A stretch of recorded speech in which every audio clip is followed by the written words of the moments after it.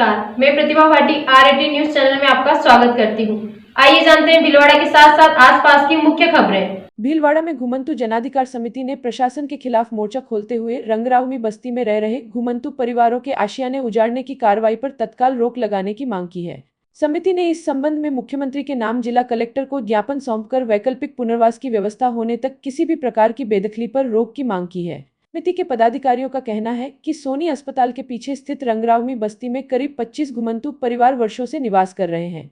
आरोप है कि अतिक्रमण के नाम पर इन परिवारों को बेदखल करने की कार्रवाई की जा रही है कि सरकार की नीति के अनुसार किसी भी निर्धन परिवार को हटाने से पहले उसके पुनर्वास और वैकल्पिक आवास की व्यवस्था सुनिश्चित करना अनिवार्य है।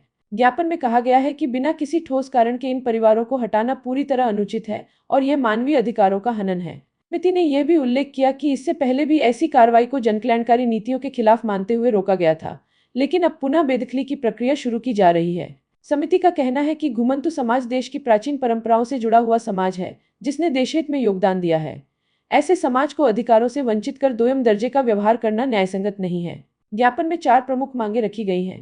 पहली, रंगरावमी बस्ती के विरुद्ध चल रही बेदखली की कार्रवाई तुरंत रोकी जाए। दूसरी, जब तक इन परिवारों के लिए वैकल्पिक आवास की व्यवस्था नहीं होती, तब तक उन्हें वहां से न हटाया जाए। तीसरी, पूरे मामले में प्रशासन संवेदनशीलता के साथ स्थल निरीक्षण कर निर्णय ले।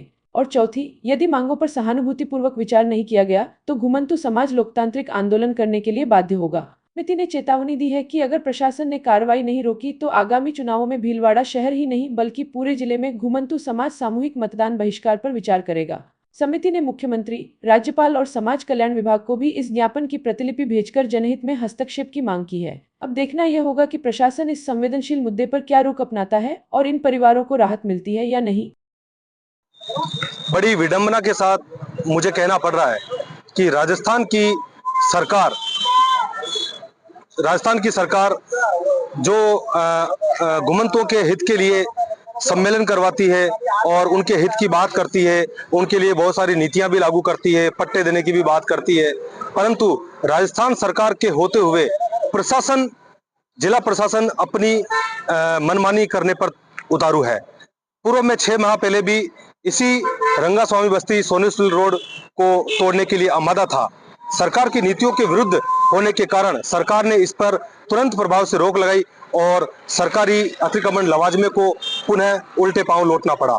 लेकिन आज जिला प्रशासन इस बस्ती को पुनः तोड़ने के लिए आमादा है, जबकि किसी भी बस्ती में अतिक्रमण के नाम पर लोगों के मकानों को, आशियानों को ध्वस्त नहीं किया जा रहा है। केवल और केवल मार्केट में फुटपाथ या नालियों के ऊपर जो कब्जा कर रखा है उन लोगों के अतिक्रमण को तोड़ा जा रहा है, परंतु उसकी आड़ में जिला कलेक्टर महोदय या कहे कि यहाँ का जो प्रशासन है वो इस बस्ती को न जाने क्यों तोड़ना चाहता है। यह किसी ना किसी की सह पर हो रहा है, जबकि हमारी सरकार की बिल्कुल भी ऐसी नीति नहीं है और यह इसके विरुद्ध है। और मैं एक बात और कहना चाहूंगा कि इन घुमंतु जातियों को 80 वर्ष देश को आजाद हो जाने के बाद भी आज दिन तक स्थायी तौर पर कहीं बसाया नहीं गया है, जबकि सरकार का कर्तव्य होता है कि आम जनता के लिए सड़क, पानी, बिजली और मकान की व्यवस्था करे, परंतु आज भी ये लोग अपने अधिकारों के लिए जूझ रहे हैं और आज दिन तक ये लोग अपने अस्तित्व की लड़ाई को लड़ रहे हैं। और आज घुमंतु समाज, सभ्य समाज और राम राज्य की स्थापना होने जा रही है, लेकिन घुमंतु समाज आज भी जो हाशिए पर है, तो हम कहां और कौन से राम राज्य की स्थापना कर रहे हैं, जबकि लोगों को समानता का अधिकार ही नहीं है। ये जो बस्ती है, यहाँ पे कितने परिवार निवास करते हैं जो बेघर होने वाले हैं, क्या मांग है? ये बस्ती करीब 25 वर्षों से यहाँ पर है और इसमें करीबन 25 परिवार रहते हैं और इनकी रोजी रोटी सब यहीं से चलती है। और ये लोग पूर्व में जिला कलेक्टर के महोदय के कहने पर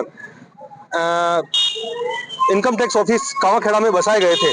वहां पर कुछ नेतागण और यूआईटी अधिकारियों के द्वारा इनको भ्रमित किया गया और इस जगह को खाली करवा करके इनको सोनी स्कूल के पास में बसाया गया। लेकिन ये लोग घुमंतु होने के कारण इनके पास उस समय के वो दस्तावेज जो जिला कलेक्टर महोदय ने लिख करके दिया था वो नहीं होने के कारण आज जिला प्रशासन इस चीज का फायदा उठा रहा है। अब आप क्या चाहते हैं? हम चाहते हैं कि सरकार की नीति के अनुसार इन लोगों को नहीं हटाया जाए जब तक इनकी कोई वैकल्पिक व्यवस्था नहीं कर दी जाती। क्या नाम आपका? राजकुमार मालावत, जिला जनाधिकार समिति अजमेर संभाग संयोजक। इस तरह की खास खबरों के लिए R18 न्यूज को सब्सक्राइब करें, लाइक करें और शेयर करें। इसके साथ ही इंस्टाग्राम, फेसबुक और रेडियंट केबल पर चैनल नंबर 255 पर भी उपलब्ध है।